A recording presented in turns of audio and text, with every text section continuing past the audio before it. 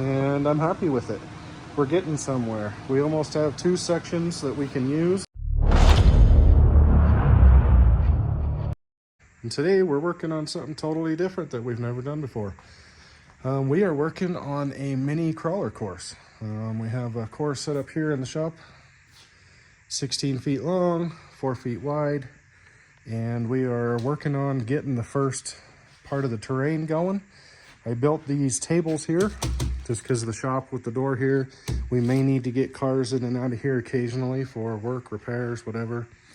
And so we built these tables with foldable legs under them. Each one has 2 legs under it, and it's bolted to the wall back there on a hinge. So the terrain pieces can be moved and set up on top of our storage area if we need. And then these will fold up and these will fold up against the wall and then stay in place. They haven't got the latch system to lock them up there yet, but we'll get to that when we need to actually put something up there. So we are working on getting this first crawler mountain part made. I want to make this course pretty universal so you can kind of go in just about any direction. So I took some styrofoam blocks, like 7 inches thick, glued them together, carved them all out what I wanted. So it's just the styrofoam here. Got lots of extra chunks left. Just kind of made a shape, and then I put some netting on it. Now what this is really is just window net for your window screen. I couldn't really find anything that I wanted to use that would work for the backing of what we're going to cover this in. I know some people use the plaster and stuff, but we're going to go with a little bit more traction and hopefully a little bit more durability. So we're trying to make this, these blocks are super light so that they're movable, and we're just going to skim coat them in this stucco patch stuff. Stucco is a pretty coarse cement. That stucco patch dries in 2 hours and is paintable in 2 hours. So I wanted something that wasn't going to sit and be wet for a long time. And this window screen worked out pretty good. I actually happened to have some laying around, and we just used some screws and screwed it down in all the low spots to make it conform. Started at the center up top and then just kept wrinkling it all the way down. It was pretty easy to get all the contours. Got a little bit of a V-notch here. And yeah, this is our first terrain. If this works out really good, the rest of this course should go pretty good. We're gonna have a lot of natural terrain and logs and stuff. Anyway, guys, we'll show you more of this when we mix up some mud and get going. Okay, we've been mudding this thing. Doesn't exactly look like rock, but it doesn't exactly not. This stuff dries off white, so it's not gonna be gray like cement. It's gonna look more, it's starting to get pretty light through here. And then we can add some dye and stuff to it to add some color. I still got to skim a couple spots where it's a little bare. Touch up where the netting is showing through. But all in all, I think it's going to work out pretty good. We got over here to the cliffside, and then I need to finish this section. So I'm going to mix up some more and keep going, and then we'll skim some of the sides. I'm hoping to have this whole thing done tonight. It dries super fast. I literally just got done spreading it, and it's hard. So, and it says on the package you can spread it as thin as an 1/8 inch, 3 millimeters, roughly, about an 1/8 inch thick. So I'm trying to get it as thin as possible, but still have decent coverage. I mean, it's not thick anywhere. That's pretty hard. That's exactly what we're looking for. And then this big, huge piece is still, I mean, obviously it's heavier now, but it's only about, I think we probably added 15 or so pounds to it so far. Well, let's see, 50-pound bag. Yeah, maybe like 15 pounds. Anyway, I think it's going pretty good. I'll show you the results when I get the rest of the mud smeared on it. Okay, and many hours later, this is where we're at. So we got this pushed back into place. This part right here is going to go to a bridge that goes across to another one of these, different shape. Gonna have normal terrain down here. I'm not really a fan of the bridges, but a lot of people have been asking if they're gonna be here, so we're gonna do a bridge. It's a perfect transition. Or you can come down. Some of these lines, I've been testing just the deadbolt. The deadbolt only has upgraded tires on it, no weight, and it's doing pretty good, but it can't climb any of this side. I know that my longer wheelbase trucks with some weight on it could, but it can climb up the backside over here. You can see we just went and made this transition out of rocks and some to cover up the divider here. This is some leftover I had, so I covered another piece of styrofoam, just shoved it in there. All this is modular, by the way. I see a lot of people that make these and they can't move anything around. So even though this piece looks like it's heavy and covered in cement, being styrofoam covered in a thin layer, it probably weighs 40 pounds now. With the styrofoam and what I used for the mortar, I didn't even use a 50-pound bag of mud to do that. But it's movable, and it has the cutout right here, so it can either one fit in between the two divider rails or sit on top of it. So this can be moved all the way up and down the whole course, and then everything else, can all be moved wherever. I already had some of these sticks from my yard that I was going to use for a long time just because I need more terrain type stuff.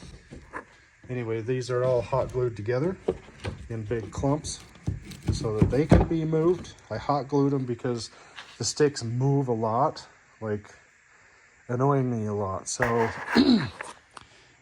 they move a ton. So I thought it would be better if they could stay in place, and then you'd get the gaps that you want. We might have some loose fitting ones, but for the most part, I don't want them all over. We have this section here, and then this section in here. And this section here is to help with the transition up onto this new piece of foam that we carved out. I kind of did a little gouge here, like a hot tub, a little V-notch transition here. Cut some, so when we're doing comp courses, people can get real close to the edge. This V-notch here, I put there on purpose. It is extremely steep. I do believe I have one truck that might be able to make it, but that's if it can make the transition from here up. But we can stack some rocks and do some stuff there if it makes it too difficult. And then this piece here, I wanted another way for people to get up that was a little easier, because you have this up and over here, and then this direction to get up on top. It's a little easier than doing the little V-notch. And then we have this transition here, so you can either go this way, this way. I'm trying to make this course as crisscross and as universally, you can set up a course any which direction you want. It's totally my goal. I have a long ways to go, but I feel like I made good progress today. So we're going to do some more updates on this crawler course in another video, but for now, I think we did really good. Anyway, I think this is going to be pretty cool. Everybody's been asking to have one of these here at the shop, and we're on our way to finally getting this moving. I got motivated. I don't know how many hours it took me to do this, but so basically we're not even done with 1.5 sections yet. We have 4 sections to do. I got to figure out what to do in here down in the lowers. If we're going to do, I'm not putting dirt on here just because of my other business that's in this building. You can't have dirt smell, because dirt smells. It just has a smell to it. It smells like musty dirt, so we're not going to do dirt. We might do a few little sand pits or something, but I'm thinking about covering the wood in maybe like a brown carpet just to cover the wood up a little bit. Yeah, not totally sure on that part. I don't really want any blank spaces. They're still blank. For one, I need to get a lot more rock. I need to get some slate rock, round rock, all kinds of different shapes of rocks. I can't do a ton of weight on here, which is the purpose of doing a lot of styrofoam. But we definitely want a lot of natural rock. This rock here I really like. It's like a landscaping rock that we ended up getting. Kind of has, even though it looks jagged, most of the edges have been tumbled, so it's not too sharp. It actually has good traction. So anyway, we're trying this section a little bit differently. You can see it's a lot lower profile. It has a good transition to get up there. Has a gap in here so you can get to the V-notch, which is going to be a super difficult line for very capable rigs only. But you can see how contoured this is. I really sculpted this one a lot. And then I was trying to figure out how I could get it to shape. Now on this one I used window screen, and window screen is a little rubbery and it doesn't have any stretch to it really. It worked really good the way I did it, so it is something that can work. But then I had this stuff, and this stuff is like netting for like pockets, backpacks, stuff like that. It's very soft, super stretchy, and I was able to use some spray glue that we use here all the time. Spray glue, it didn't deteriorate the styrofoam, so we spray glued, and then I could stick it down in all the low spots. And you can see I did it in multiple sections to get it pieced together. That way I can really get the contours of what I'm looking for here. And then the thing I'm going to do on this section here is I'm going to mix the mud, the stucco repair, a little thinner so that it will be easier to get into the crevices, because after you get going for, I'd say 45 minutes, say maybe a half hour, it starts to get too hard. Like you can't even work with it. So I wanted to do where I want to have this very contoured and get the terrain in. We're going to do it a little bit lighter. I know it'll take longer to dry, but anyway, that's the idea with this one. So we're experimenting with what it comes out to be the best. Ultimately, the stucco repair, the traction is awesome. It's amazing. The color isn't the greatest, but we can kind of paint or dye. There is concrete dye we could put in it. But it's really not, it's not that bad. I mean, it is just for toy trucks and it's for fun. And so this section here, we're lots of contours. You can see we got a nice little dip with the undercut. Just a nice little feature. I mean, I carved and carved and carved on this, trying to get it to have a lot more of that rock formation look. And then I'm hoping with it being thinner, instead of getting this clumpy, choppy, blobby look, we can get it to be a little bit smoother. It'll still have the traction, but it won't have all the hard tool edges that we was dealing with here. So anyway, we're going to try that out, and I'll show you when we're in the process. Okay, I'm trying to go ahead and record every step of this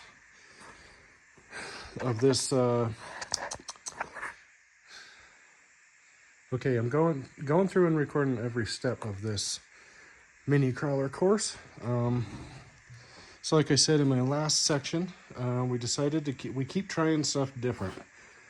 This mountain here works great, traction's awesome, doesn't look the best to me because the mud was getting too dry. I mixed it just about how they say to do it if you was to use it for actual stucco. This section here, we did it a lot runnier, and it worked because I was able to spread it on a lot thinner and the coverage was really good. Now I used this, covered this with a trowel, which still gives you that choppy look, which I guess looks a lot like a real rock somewhat, but then you get these trowel edges that are hard to hide. So I come up with an idea on this next section to try something a little different. This section I just did. This section was done a lot more runny. So this one was very watery, and we applied it a little bit differently. So I used a paintbrush, a foam paintbrush, to apply most of this. So I troweled the mud out, put it in blobs, and then smeared it around with the thing, and you get a much smoother texture. You can kind of see where it's pooling because it's, so that should give us a couple different kinds of textures on here. Not a big fan of this. That looks exactly like a trowel swipe, but it actually ended up being smooth. We did some excess on this little tiny obstacle here that can be placed anywhere we want. But you can see, mixing it a lot thinner, the coverage isn't that great. You can see mixing it thinner, the coverage isn't that great. Because it's so watery on the steep edges, you can see the mesh underneath. So all of this, all these edges across here, clear over to there, are gonna have to be gone over again. But I think if I just do it with the sponge, with maybe a little bit heavier consistency along the edges, that'll be pretty easy to cover. And I think it looks really good. We got a couple spots where we got to fill in, but this is just the first coat, and it's super thin. I feel like it's super thin. It shouldn't be very heavy. So we're maximizing our coverage quite well. Now that I've figured it out, this we used way too much mud. Even though that still is movable, these two pieces are going to be a lot easier to move around when we need to. So, oh, and then one thing I did on this one also was I would trowel on a bunch of mud in coverage, and then I used one of these hammers, air hammer, and stuck it in the side of the foam and vibrated it here and there, and it gave this ultra smooth transitions in between the crevices and stuff. So it kind of did what you do when you vibrate cement, and they give you this nice cool little texture, which I like. So this one still going to have really good traction, but there's going to be some smoother surfaces. We'll see how that works when it dries, if it turns out really sandy, but you can see it turned out a lot better, and I'm happy with it. We're getting somewhere. We almost have 2 sections that we can use. I'm going to put some fabric or something under it just to color the wood so it looks like, I don't know if I'm going to do green or brown or gray, or just to cover the edges of anything that peeks through. And then we're going to fill it in with rock and some other kind of obstacles until we get more of the rock we need. Since how we just got a huge storm up to about 12 inches, it's going to be hard to get some of the stuff that we need for a minute. So anyway, this is where we're at. This is step number, I don't know. This is section number 3. Anyway, guys, hope you like this video. Please like, subscribe, and share, and thanks for watching.